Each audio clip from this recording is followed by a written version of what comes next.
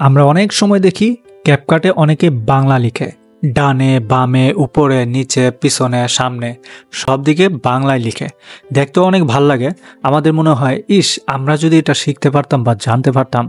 হ্যাঁ ভাই, আজকে আমি দেখাবো আপনাদেরকে কিভাবে আপনারা নিজেও আপনাদের ক্যাপকাট পিসি ভার্সনে সুন্দর করে বাংলা বসাইতে পারেন। এটা কিন্তু অবশ্যই আপনাকে প্রো মোড হতে হবে এমন না, আপনি ফ্রিতেও ইউজ করতে পারেন। কারণ ক্যাপকাট অনেকে ভাবে ভাই ফ্রিতে কম্পিউটারে তো অনেক ফ্যাসিলিটিস পাওয়া যায় না, মোবাইলে যেমন ভয়েস আইসোলেশন করা যায় কিন্তু কম্পিউটার করা যায় না। তাতে কি হয়েছে, ভয়েস এনহ্যান্স করেন সেটা ভালো, একটু নয়েজটা কমে যায়। যাই হোক, সেই প্রসঙ্গে না গেলাম, অন্য একদিন যাব। কিন্তু বাংলা কিভাবে আপনারা আপনাদের ক্যাপকাট প্রো পিসি ভার্সনে অথবা ক্যাপকাট ফ্রি ভার্সনে ইউজ করবেন সেটা আজকে দেখাবো।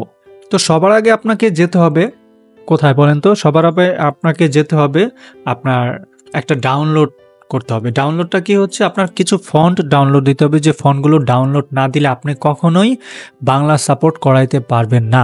এর জন্য আপনাকে আসতে হবে লিপিগড়.com এই ওয়েবসাইটটাতে। এখন লিপিগড়.com খায় না পড়ে সেটা আপনি যদি না বুঝেন, তাহলে সুন্দর করে গুগলে আসবেন, লিপিগড় লিখবেন। লিপি লিখলেই হবে, গড়টা সে নিজেই খুঁজে দিবে।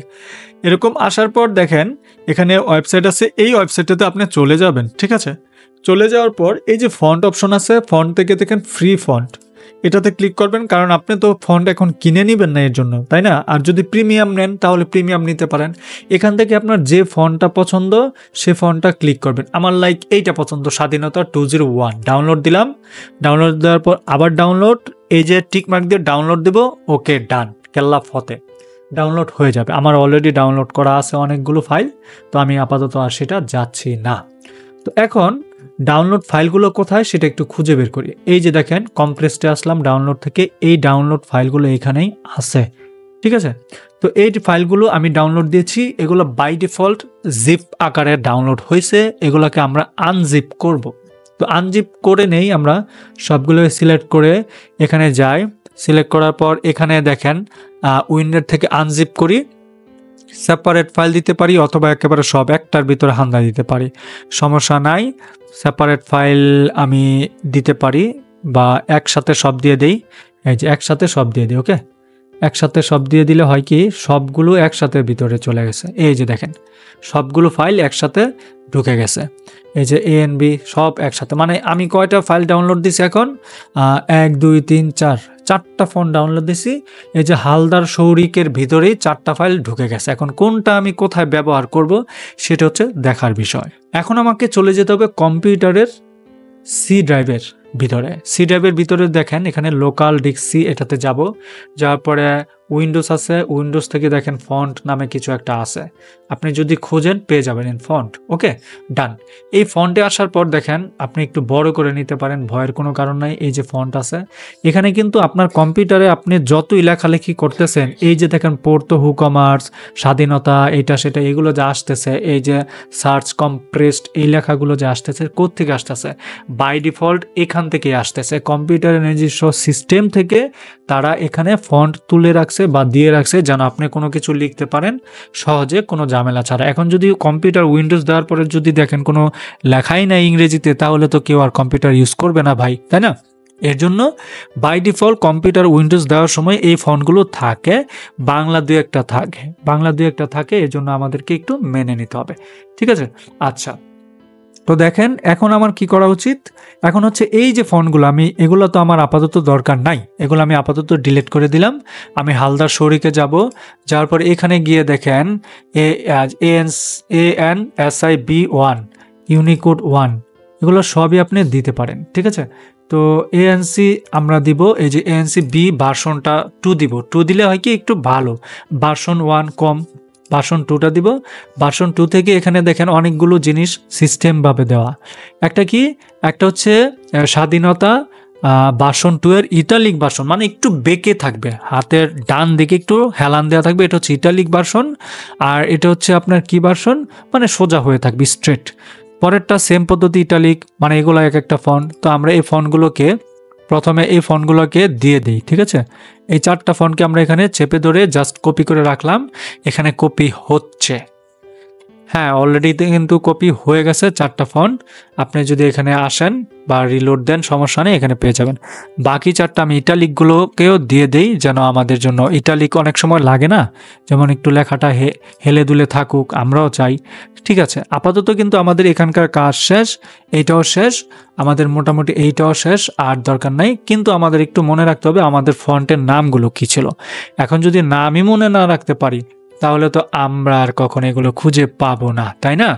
আচ্ছা, তো রাখলাম আপাতত।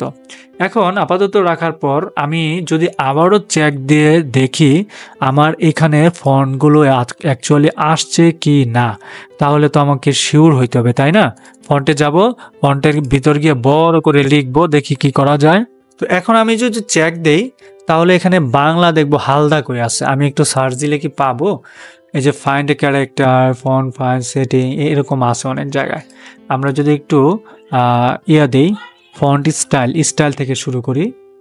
দেখেন এখানে কিন্তু কালপুরুষ, এনসিবি সব আছে। কালপুরুষ, এই যে সিয়াম রূপালী, এনসিবি সিয়াম, তারপরে এই যে দেখেন আলিনুর, এই যে এগুলা কিন্তু স্টাইল, এই যে স্টাইল দেখছেন।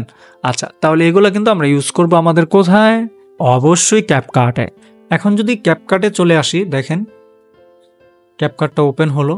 ওপেন হওয়ার পর আমার যে কোনো একটা প্রজেক্ট আমি যাব, এটা হতে পারে আমার চলমান প্রজেক্ট অথবা আগের প্রজেক্ট অথবা নতুন প্রজেক্ট, কোনো সমস্যা নাই। আমি জাস্ট আমার প্রজেক্টে ক্লিক করলাম। এখন প্রজেক্টে ক্লিক করার পর প্রজেক্টের ইন্টারফেসটা এখানে চলে আসছে। আমি কিন্তু এখানে একটু সাউন্ডটা কমাই নেই, কোনো কারণবশত যদি সাউন্ড অনেক বেড়ে যায় তাহলে কিন্তু বেজাল। তো এখানে দেখেন আসার পরে আমি একটা ফন্ট এখানে যুক্ত করতে চাচ্ছি। এর জন্য আমাকে কি করতে হবে?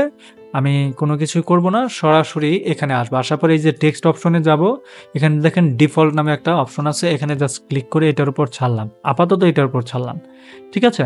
এখন দেখেন এটা আসলে, কিন্তু এটা তো ভাই ইংলিশ না, সরি কি বলছে, এটা তো বাংলা না। তো এর জন্য কি করব? আমি এখানে এই যে ফন্টেতে ক্লিক করে যাব কোথায়? আচ্ছা, এটা করার আগে আমাকে আরেকটা কাজ করতে হবে। আমার কম্পিউটার তো অবশ্যই অব্র থাকবে, তাই না? অনেকের কম্পিউটার অব্র থাকে, অব্র ভার্সনটা। তো অব্র ভার্সন থাকা অবস্থা আপনি কি করতে পারেন? এই অব্রটা ক্লিক করার পর এখানে সেটিংসে যাবেন। সেটিংস থেকে আপনি এখানে দেখেন এটা কি করবেন, output as ANC are you sure, এটা দিলাম। দেন ইউজ এনিওয়ে, এটা দিলাম। ওকে, ডান। এখন এটা করে আমি বাংলা লিখব। আমি কিন্তু এখানে বাংলা লিখতেছি না, দেখেন বাংলা লিখতেছি অথচ বাংলাটা উঠছে না। কেন উঠছে না? এই যে সিস্টেম থেকে আমাকে আমার ওই ফন্টগুলোকে খুঁজে দিতে হবে। আলিনুর দেখি তো আমার, বা আমি ইউজড ফন্ট কোনো ব্যবহার করছি কিনা দেখি। আমি একটু ফন্টগুলোকে একটু খুঁজে নেই, কারণ আমার ফন্টগুলোর নাম খুবই জটিল এবং খুঁজে পেতে একটু লেট হবে। আপনারা এতক্ষণ অপেক্ষা না করে স্কিপ করে যেতে পারেন। দেখেন আমি কিন্তু মোটামুটি পেয়ে গেছি। এই যে দেখেন 1টা 2টা 3টা, একটা পেয়ে গেছি, ঠিক আছে? সিস্টেম ইউজ থেকে আমি একটা কিন্তু পেয়ে গেছি। আমি কোনটা পেয়ে গেছি এখন যদি দেখাই আপনাদেরকে, এখন যদি আমি দেখাই, ও আচ্ছা আচ্ছা, আমি তাহলে একটু ভুলটা লিখেছিলাম। ঠিক আছে, আমি আবারও যাই। দেখেন এখান থেকে কিন্তু আমি লিখেছি আমার সোনার বাংলা, কিন্তু আসলো না। কেন আসলো না? আমি একটু নিচে যাই, একদম দৌড়িয়ে নিচে যাই। এই যে দেখেন এখন দিলাম, আমার সোনার বাংলা চলে আসছে। দারুণ না ব্যাপারটা? এভাবে কিন্তু আপনি আপনার লেখাগুলোকে আমার সোনার বাংলা করে দিতে পারেন। দারুণ পদ্ধতি, ঠিক আছে? এটা গেলো একটা আলিনুর। আপনি যদি ইচ্ছে করেন আরও দিতে পারেন। এই যে আলিনুরের পরে এটা একটু বেঁকে থাকবে, তারপরে এই যে এইটা দিতে পারেন 3 নাম্বারটা, হ্যাঁ হালদার একটু বাঁকা থাকবে। তারপরে যে এইটা দিতে পারেন, এইটা দিতে পারেন, রাইট? মাহফুজের পরে, অর্থাৎ সিরিয়াল একটা পাইলে বাকিগুলো আপনি অটোমেটিক পেয়ে যাবেন, ঠিক আছে? তো পরবর্তীতে আমি এইটাই দিলাম প্রথমত। তো এই হচ্ছে অবস্থা। আপনি যদি এখন দেন সুন্দর করে কিন্তু আপনার সামনে এইভাবে চলে আসবে, ঠিক আছে? এভাবে আপনি বাংলা ফন্টগুলোকে এখানে নিয়ে আসতে পারেন। এই যে ফন্টটা কতক্ষণ থাকবে সেটা কিন্তু আমরা জানি না, তাই না? আমরা এখন ডিউরেশন দিতে পারি, এই ফন্টটা কতক্ষণ থাকবে এখানে, এই ফন্টটা আসার সময় কোনো ইফেক্ট হবে কিনা, বা ডিজাইনে যে অ্যানিমেশন, দেখেন এখানে কিন্তু একটা ফন্ট আসার সময় অ্যানিমেশন হয়, তাই না? আমরা দিলাম, দেখেন এই ফন্টটা আসলো, দেখছেন কীভাবে আসলো? আমি যদি দেই ফন্টটা, ওয়াও, দারুণ কিন্তু চলে আসলো। আশা করছি বুঝতে পেরেছেন। Thank you so much.